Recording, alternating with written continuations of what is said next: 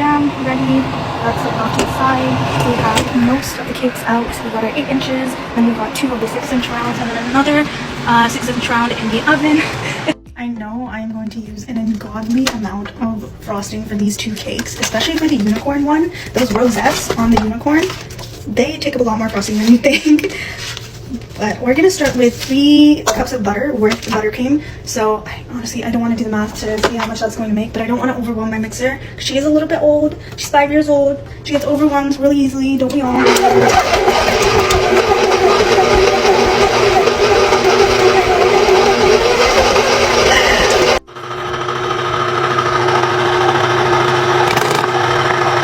It is time to assemble the cakes.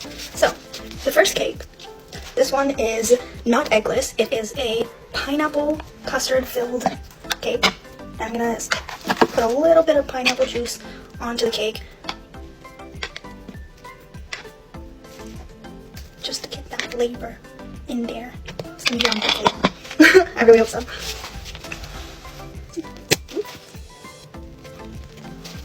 That's gonna work. Another button. This is gonna be a really tall cake. Hopefully, hopefully it's stable. Okay. Okay, I decided to just soak all of the cake layers at once because they're frozen, which I do to lock in the moisture. They were taking some time to absorb. Ooh, thick boy. Absorb the juice. But yeah, here goes the, I should call it, the custard. Just gonna spread that out a little bit. And then the pineapple chunks. I don't want to put too much because I don't want to mess up the structural integrity of the cake. Can't have another leaning tower disaster. Okay, I think that's enough for the first layer. It's gonna be 5 layers of cake, so this side down maybe, or this side down.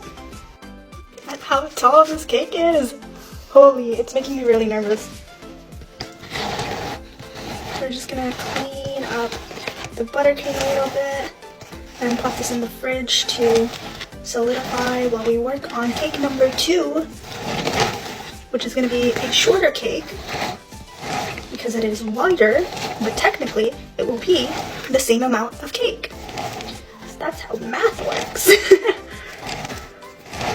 God, this is so big. I'm terrified of this leaning or falling over. I don't even think my support dowels are long enough for it. Oh no. We'll figure it out. We'll figure something out here. Look at how tall. Literally, okay. It is. Am I holding this upside down? Yeah, I am. 1 second. 1 second. 9.5 inches long.